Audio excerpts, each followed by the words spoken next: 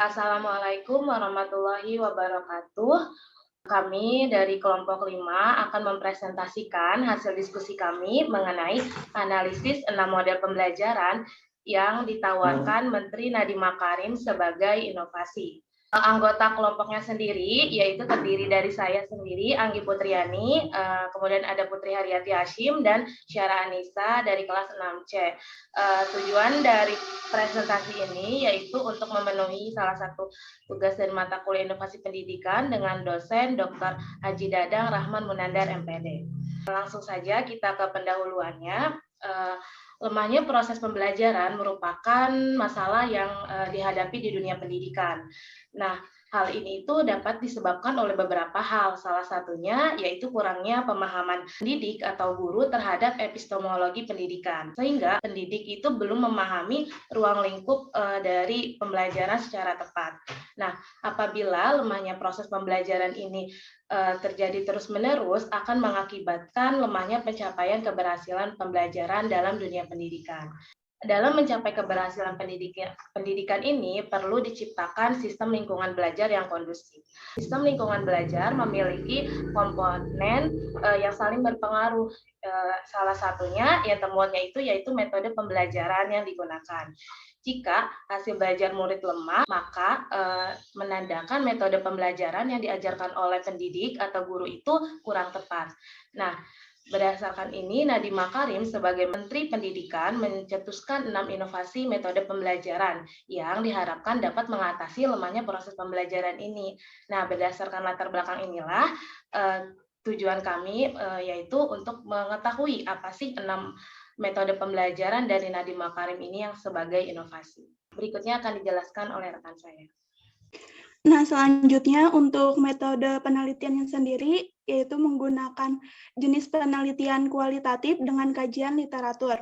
Tujuan dari penelitian kualitatif dalam penelitian ini, yaitu untuk membuat deskripsi secara sistematis terhadap kajian yang diteliti. Nah, untuk teknik pengumpulan data yang digunakan peneliti untuk mengeksplorasi data yang sesuai dengan kajian 6 model pembelajaran dari Nadiem Makarim sebagai inovasi. Metode yang digunakan dalam penelitian ini adalah metode analisis deskriptif, yaitu dengan mendeskripsikan data yang ditemukan dari berbagai sumber, lalu kemudian dianalisis dan dipaparkan dalam bentuk deskriptif yang memuat penjelasan terhadap hasil analisis 6 model pembelajaran dari Nadiem Makarim sebagai inovasi. Selanjutnya.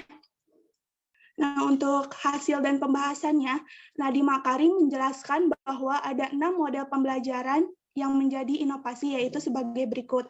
Yang pertama itu model pembelajaran discovery inquiry, yang kedua private classroom, ketiga project based learning, keempat ada blended learning, kelima game based learning, dan yang keenam yaitu ada model pembelajaran SOLE. Next. Untuk yang pertama yaitu model pembelajaran discovery inquiry. Nah, dari discovery inquiry ini terdapat 2 kata yaitu discovery dan inquiry. Discovery atau penemuan adalah proses mental ketika peserta didik mengasimilasi suatu konsep atau suatu prinsip. Adapun proses mental misalnya mengamati, menjelaskan, mengelompokkan, membuat kesimpulan dan sebagainya. Nah, sedangkan inquiry atau penyelidikan merupakan perluasan dari discovery. Inquiry ini mengandung proses mental yang lebih tinggi tingkatannya. Misalnya, merumuskan problema, merancang eksperimen, melaksanakan eksperimen, mengumpulkan data, menganalisis data, membuat kesimpulan, dan sebagainya. Jadi dapat disimpulkan bahwa discovery inquiry merupakan suatu rangkaian kegiatan pembelajaran yang melibatkan secara maksimal seluruh kemampuan peserta didik untuk mencari dan menyelidiki secara sistematis, kritis, dan logis, sehingga mereka dapat menemukan sendiri pengetahuan, sikap, dan keterampilan sebagai wujud adanya perubahan perilaku. Nah, fungsi dari model pembelajaran discovery inquiry ini yaitu yang pertama, membangun komitmen di kalangan peserta didik untuk belajar. Yang kedua, membangun sikap aktif, kreatif, dan inovatif dalam proses pembelajaran dalam rangka mencapai tujuan pembelajaran. Yang ketiga, membangun sikap percaya diri dan terbuka terhadap hasil temuannya. Nah, selanjutnya prinsip-prinsip dari model pembelajaran discovery inquiry ini yang ada 5. Yang pertama itu prinsip berorientasi pada pengalaman intelektual, yang kedua prinsip interaksi, yang ketiga prinsip bertanya, yang keempat prinsip belajar untuk berpikir, dan yang terakhir prinsip keterbukaan. Nah, macam-macam model pembelajaran discovery inquiry ini ada 3.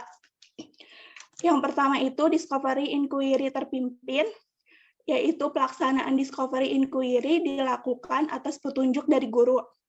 Yang kedua itu ada discovery inquiry bebas, yaitu peserta didik melakukan penyelidikan bebas sebagaimana seorang ilmuwan, antara lain merumuskan masalahnya sendiri, penyelidikan dilakukan sendiri, dan kesimpulan diperoleh sendiri. Yang ketiga itu ada discovery inquiry bebas yang dimodifikasi, yaitu masalah diajukan oleh guru didasarkan teori yang sudah dipahami peserta didik. Nah, kemudian ada kelebihan dan kelemahan dari model pembelajaran discovery inquiry. Menurut Ratna Pangastuti dijabarkan ada beberapa kelebihan dari model pembelajaran discovery inquiry, yaitu sebagai berikut. Yang pertama, menekankan pada perkembangan kognitif, afektif, dan fisikomotorik secara seimbang sehingga pembelajaran lebih bermakna. Yang kedua, memberikan kesempatan pada peserta didik untuk belajar sesuai dengan gaya belajarnya. Yang ketiga, sesuai dengan perkembangan psikologi belajar modern yang dianggap belajar adalah proses perubahan tingkah laku lewat pengalaman. Yang keempat, mampu melayani keperluan peserta didik yang memiliki kemampuan di atas rata-rata. Nah, selanjutnya menurut Ratna Pangastuti juga ada beberapa kelemahan dari model pembelajaran discovery inquiry, yaitu sebagai berikut. Yang pertama itu sulit mengontrol kegiatan dan keberhasilan peserta didik. Yang kedua, tidak mudah mendesainnya karena terbentur pada kebiasaan peserta didik. Yang ketiga, terkadang dalam implementasinya memerlukan waktu yang panjang. Dan yang keempat, selama kriteria dan keberhasilan belajar ditentukan oleh kemampuan peserta didik menguasai materi pelajaran, model pembelajaran ini sulit diimplementasikan oleh guru.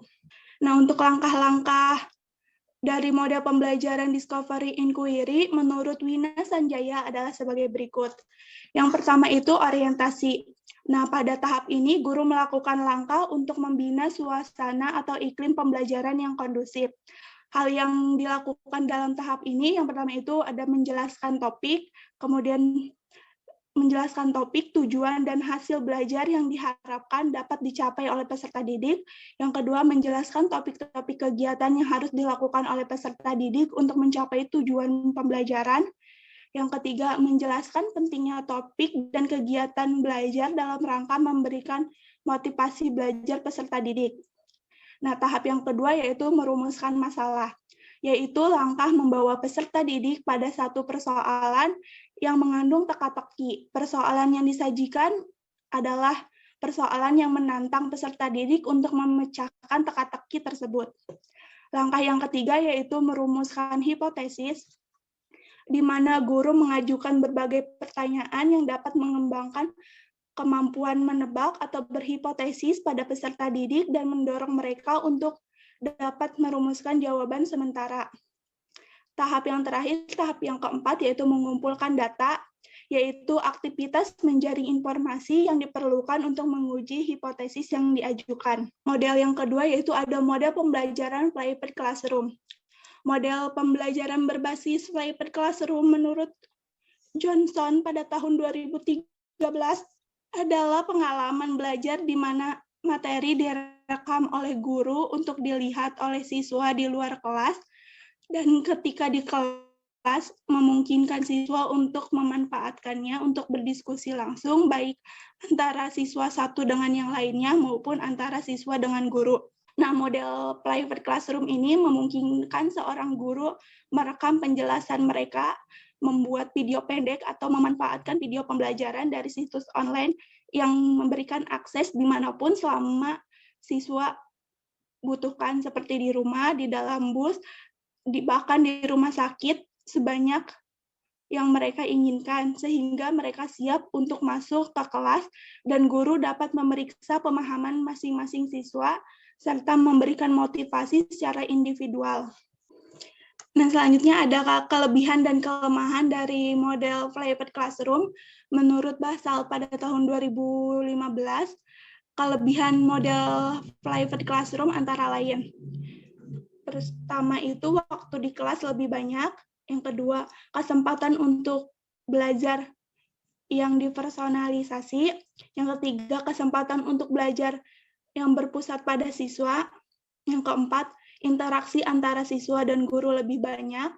Yang kelima, peningkatan motivasi siswa. Dan yang keenam, lingkungan belajar yang penuh dengan alat yang familiar. Nah, kemudian menurut Schiller pada tahun 2013, kekurangan dari private classroom yaitu antara lain, siswa yang baru mengenal metode ini butuh adaptasi karena belajar mandiri di rumah. Konsekuensinya, mereka tidak siap dengan pembelajaran aktif di kelas. Solusi masalah ini dengan cara memberikan kuis, salah satunya media online, kemudian di kelas memberikan PR untuk referensi informasi. Yang kedua, pekerjaan rumah, yaitu baik berupa bacaan atau video, harus disesuaikan dengan hati-hati untuk mempersiapkan mereka pada kegiatan di kelas. Yang ketiga itu, membuat bahan ajar yang berkualitas, yang bagus, yang sangat sulit. Nah, kemudian ada langkah-langkah dari model pembelajaran private classroom. Menurut ULFA pada tahun 2014, langkah-langkah pembelajaran private classroom adalah sebagai berikut. Yang pertama itu, siswa belajar mandiri di rumah mengenai materi untuk pertemuan berikutnya. Yang kedua, kemudian di kelas, peserta didik dibentuk berkelompok secara acak. Yang ketiga, peran guru pada saat kegiatan belajar berlangsung adalah memfasilitasi berlangsungnya diskusi dengan metode cooperative learning. Di samping itu juga guru akan menyiapkan beberapa pertanyaan atau soal dari materi tersebut. Kemudian yang terakhir, guru memberikan kuis atau tes sehingga siswa sadar bahwa kegiatan yang mereka lakukan bukan hanya permainan, tetapi merupakan proses belajar, serta guru berlaku sebagai fasilitator dalam membantu siswa dalam pembelajaran, serta menyelesaikan soal-soal yang berhubungan dengan materi. Nah, dapat disimpulkan bahwa langkah dari strategi private classroom yaitu siswa dan guru memberikan bahan ajar untuk digunakan belajar mandiri siswa di rumah sebelum pertemuan selanjutnya. Jadi siswa lebih mempersiapkan materi sebelum masuk kelas, sedangkan pembelajaran di kelas yaitu untuk penguatan dan latihan soal serta diskusi dan dipresentasikan. Selanjutnya akan dijelaskan oleh Anggi Putri. Baik, selanjutnya di sini ada model pembelajaran project based learning. Model pembelajaran project based learning itu apa sih? Model pembelajaran project based learning ini adalah suatu model pembelajaran yang berpusat pada siswa, di mana siswa ini harus membangun pengetahuannya sendiri dan mendemonstrasikan pengetahuan tersebut ke dalam sebuah proyek yang nantinya akan menghasilkan sebuah karya yang akan dipresentasikan. Nah, langkah-langkahnya ini dalam model pembelajaran project based learning ini ada 6. Nah, yang pertama itu ada penentuan pertanyaan mendasar. Jadi, maksudnya itu dalam membuat sebuah proyek perlu adanya masalah yang dipertanyakan terlebih dahulu gitu. Jadi seseorang itu membuat proyek itu untuk menjawab sebuah pertanyaan tersebut gitu. Nah, terus yang kedua ada menyusun perencanaan proyek. Nah, setelah tahu nih apa sih yang mendasari si proyeknya ini, kita kan perlu ini kan merencanakan gitu kan, seperti mengumpulkan alat dan bahannya, terus strategi dalam mengerjakan seperti apa, dan membuat proyeknya itu mau kayak gimana gitu. Terus yang ketiga ada menyusun jadwal. Setelah kita sudah punya perencanaan, kita akan menyusun jadwalnya. Jadwal di sini itu maksudnya seperti jadwal deadline pengumpulan tugasnya mau kapan, terus kayak berapa lama penyelesaiannya, seperti itu. Penyusunan jadwal ini perlu adanya keputusan dari kedua belah pihak, yaitu dari pihak pendidik dan pihak peserta didik. Dikarenakan apabila ada masalah di lain harinya gitu, di hari berikutnya bisa ditanggungjawabkan, seperti deadline-nya tanggal segini tetapi malah ngumpulinnya tanggal segini. Nah, itu kan sudah ada kesepakatan di awal kan ya. Jadi ya harus ada kesepakatan gitu. Terus yang keempat, memantau dan kemajuan proyek. Nah, ini biasanya dilakukan oleh guru atau pendidik.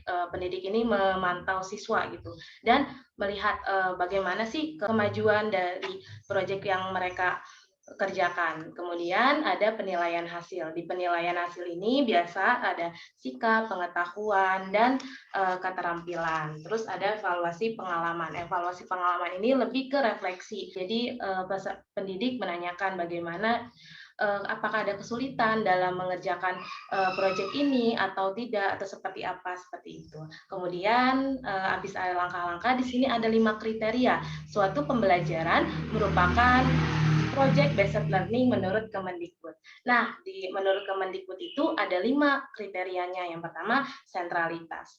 Nah, dalam project based learning ini, sebuah project menjadi pusat dalam pelajaran, atau si pembuatan project ini tuh inti dari pembelajarannya, seperti itu. Kemudian yang kedua, mengarahkan pertanyaan. Nah, karena model ini difokuskan pada masalah, jadi kayak mengarahkan siswanya untuk ke sebuah pertanyaan. Kemudian yang ketiga ada penyelidikan konstruktivisme.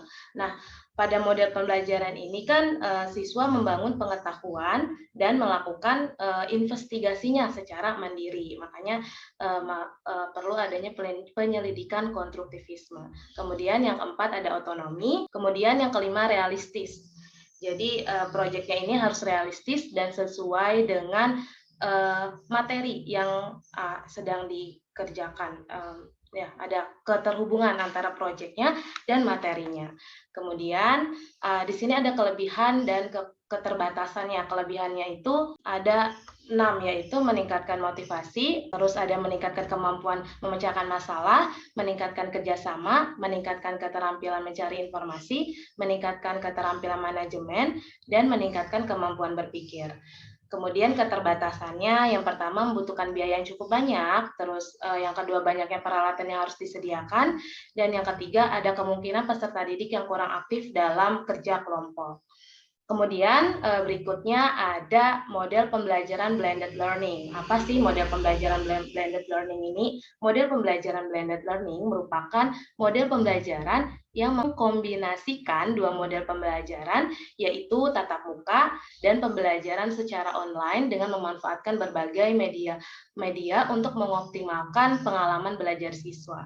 Langkah-langkahnya ada 3. Yang pertama, pembelajaran dapat dimulai dengan tatap muka ataupun sepenuhnya online. Yang kedua, memberikan arahan kepada peserta didik. Dan yang ketiga, proses pembelajaran berlangsung. Kemudian ada 6 kriteria suatu pembelajaran itu merupakan blended learning menurut Fatur Rahman dan kawan-kawan. Yaitu ada yang pertama itu tatap muka. Nah, maksud tatap muka di sini itu jadi pembelajaran itu tatap muka gitu, antara guru dan siswanya gitu, antara pendidik dan peserta didiknya gitu, mau itu secara online ataupun secara offline. Kemudian yang kedua, belajar mandiri. Peserta didik kan diberikan berbagai sumber belajar kan oleh gurunya. Nah, jadi peserta didik bisa belajar mandiri. Kemudian yang ketiga ada aplikasi.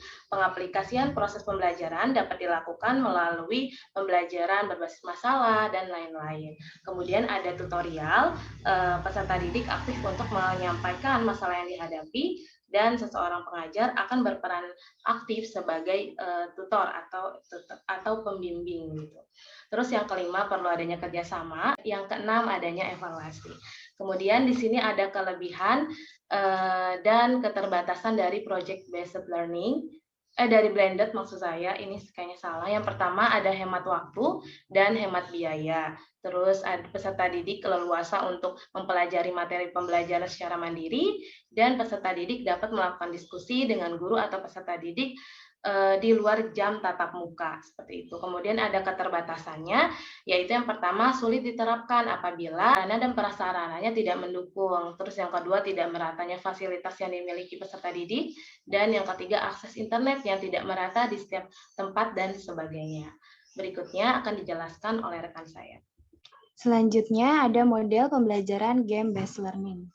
Nah, model pembelajaran ini dikembangkan pertama kali oleh David De Vries dan Kate Edward. Nah, menurut Azan dan Wong tahun 2008, model pembelajaran game-based learning ini adalah model pembelajaran yang berbasis permainan yang memikat dan melibatkan pengguna dengan tujuan akhir tertentu, seperti mengembangkan pengetahuan dan keterampilan. Game-based learning ini adalah metode pembelajaran yang menggunakan aplikasi permainan yang dirancang khusus membantu proses pembelajaran. Lalu ada karakteristik beberapa metode permainan. Salah satunya itu karakteristik permainan petualangan, yaitu dengan harus memecahkan masalah tertentu yang dapat melangkah lebih jauh setelah menyelesaikan masalah. Lalu permainan termotivasi untuk memberikan solusi agar dapat melanjutkan permainan. Nah, karakteristik dari permainan teka-teki yaitu mengasah logika ketika kita ingin menemukan sebuah jawaban. Inti dari permainan dan bermain ini adalah tantangan dan resiko. Lalu ada 4 unsur penting yang terdapat dalam game. Yang pertama ada fantasi. Fantasi dalam konteks permainan ini menuntun minat siswa agar lebih besar di pihak siswa serta meningkatkan efisiensi pembelajaran.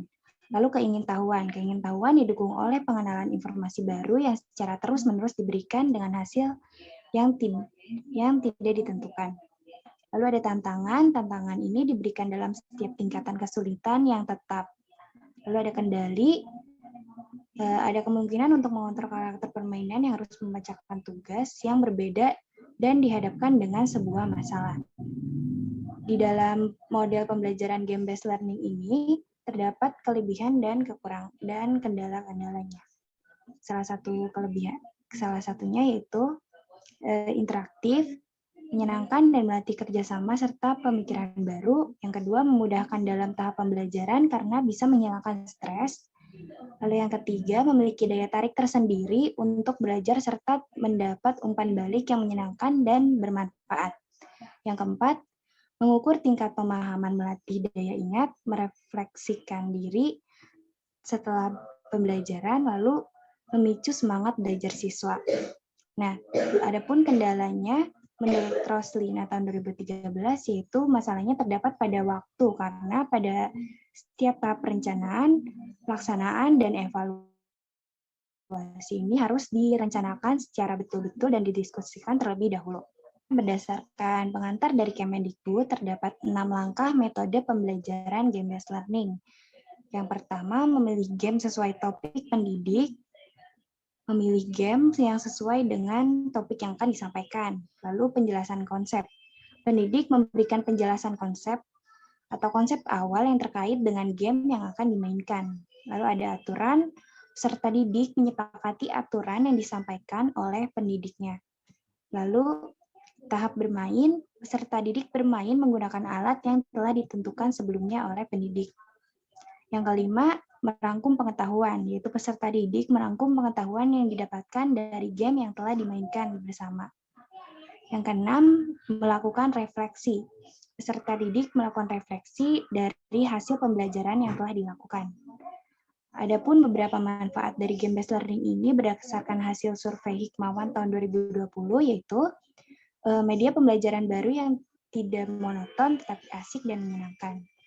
Lalu dapat meningkatkan kinerja otak kiri dan kanan dan juga lebih interaktif. Yang ketiga, pembelajaran menjadi lebih efektif dan efisien serta masih banyak lagi. Nah, hal ini berpengaruh terhadap motivasi belajar siswa untuk mencapai kompetensi sehingga berdampak terhadap peningkatan hasil belajar. Lalu yang keenam ada model pembelajaran SOLE atau Self-Organized Learning Environment. Model pembelajaran SOLE ini menitikberatkan proses pembelajaran mandiri yang dilakukan oleh siapapun yang berkeinginan untuk belajar dengan memanfaatkan internet dan perangkat pintar yang dimilikinya. Kompetensi yang diharapkan dari model pembelajaran SOLE ini adalah yang pertama yaitu berpikir kreatif atau creative thinking. Lalu kemampuan pemecahan masalah atau problem solving capability. Yang ketiga, kemampuan berkomunikasi atau communicate capability. Model pembelajaran SOLE terdiri atas 3 tahap aktivitas yang harus dilakukan oleh peserta didik. Yang pertama ada pertanyaan atau question, yaitu memberikan pertanyaan yang dapat menimbulkan rasa ingin tahu peserta didik terhadap materi yang diajarkan. Pertanyaan tersebut diharapkan juga dapat menurunkan pertanyaan-pertanyaan yang lebih baik lagi terhadap materi yang diajarkan. Yang kedua ada investigasi atau investigate, yaitu peserta didik membentuk kelompok-kelompok kecil. Peserta didik dalam kelompok akan berkolaborasi satu dengan yang lainnya, yaitu menggunakan satu perangkat internet untuk mencari jawaban terhadap pertanyaan yang diberikan sebelumnya. Lalu yang ketiga, mengulas atau review, yaitu masing-masing kelompok mempresentasikan hasil-hasil penemuannya terhadap pertanyaan yang telah diberikan oleh pendidik. Nah, secara lebih rinci, tahapan pelaksanaan model SOLE ini dilakukan sebagai berikut. Langkah pertamanya yaitu memberikan pertanyaan terkait materi yang akan dipelajari. Lalu yang langkah kedua, mengorganisasikan siswa. Yang ketiga, ada eksplorasi dan investigasi siswa. Yang keempat, monitoring. Yang kelima, presentasi hasil, eksplorasi, dan investigasi. Lalu tahap terakhir yaitu evaluasi hasil presentasi.